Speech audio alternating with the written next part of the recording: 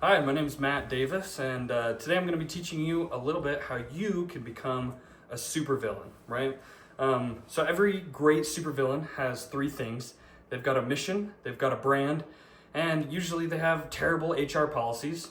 But if you think about it, that's actually why most of them lose, right? This isn't because of the superheroes, as much as we want it to be, right? This is more because of the bad management. Now, today I'm going to teach you how to become a successful superhero, but really, sorry, not a hero, a supervillain. But really, I think we're talking about something pretty practical, right? We're talking about how successful organizations are built. By the end of this, you should understand some key concepts, right? And this is like why strategy determines success, how branding shapes influence, and why leadership and operations make or break everything.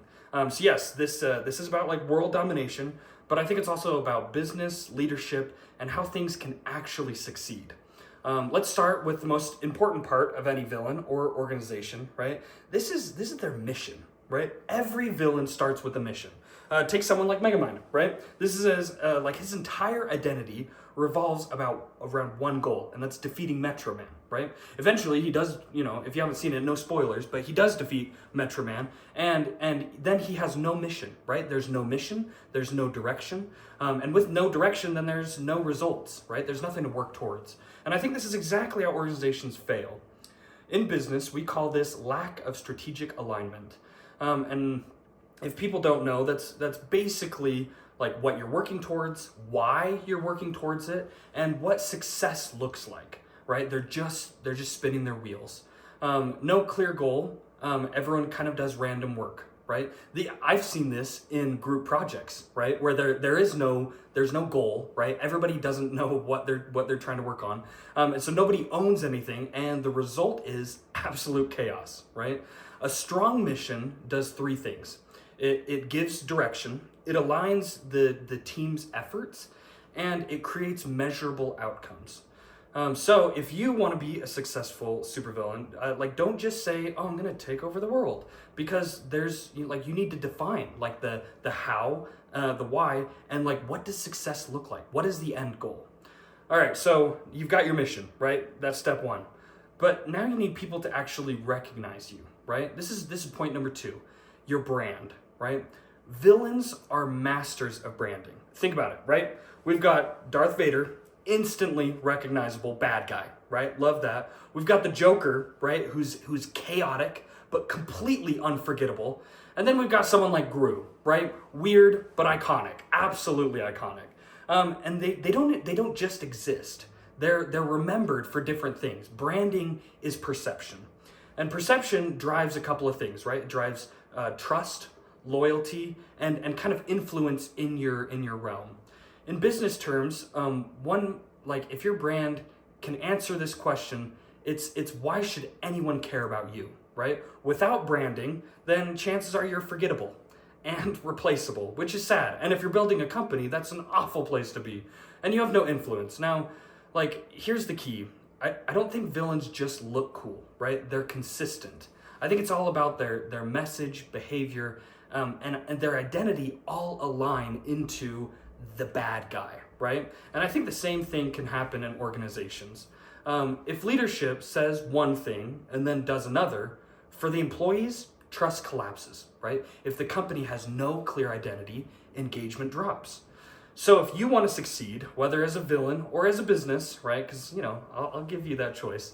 You need a brand that's clear, consistent, and memorable, right? If no one remembers you, then, you're not taking over anything.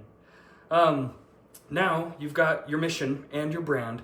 Most villains still fail. Why? Well, Superman is overpowered, and no. I think it's more often their operations are a disaster, right?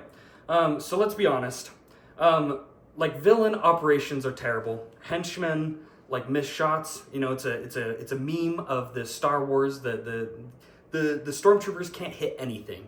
So plans fall apart instantly and nobody seems trained. This is an operational failure, right? And like in the real life, one of these biggest operation failures, it's the operations equal execution, right? right? So if you're not operating, there's no execution happening. This is how things actually get done, right? So I'm thinking back to group projects again, where no roles are assigned, there's no accountability, and no deadlines, right? And I think like this is more often than not what villain organizations look like. And like what's the result of that? It's failure every time, right? Strong operations require clear roles and defined processes, right? There also needs to be accountability for those roles assigned. And let's face it, if your henchmen are getting defeated by teenagers, it's not a superhero problem, it's a training problem, right? You got to do better at training your henchmen. So I think along with that is leadership, right? That's even more important than operation.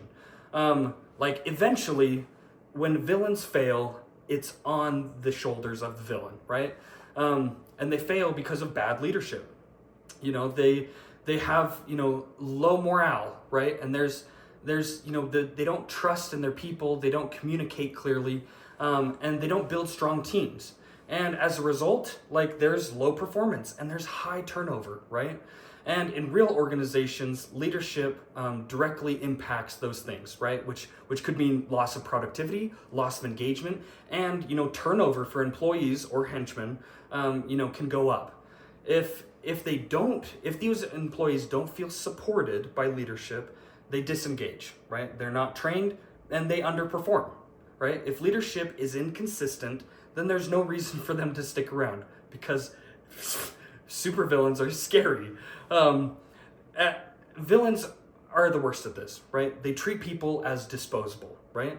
But if you want to be a successful supervillain, you gotta treat and understand something a little bit different, right? Your people are your biggest asset, right? Even in a supervillain organization, if your team isn't capable, aligned, and like motivated to actually perform the mission, then you lose, right? So I think when we take a little bit, a little step back, what do we see, right? And I think like becoming a supervillain really comes down to the same principles as an organization. There's a clear mission, there's strong branding, there's effective operation, and there's good leadership, right? When these are aligned, success can be predictable. When they're missing, failure is almost guaranteed. So the takeaway: world domination doesn't fail because of superheroes. I think it fails because of bad management. And whether you're leading a team or trying, to succeed in your own personal goals, right? Then the same rules can apply. You need to have a plan. You should build your identity and you should execute well, right? If you can do that, I think you might not become a supervillain, if I'm being honest, but I think you will be successful. So yeah, thanks for listening to my presentation.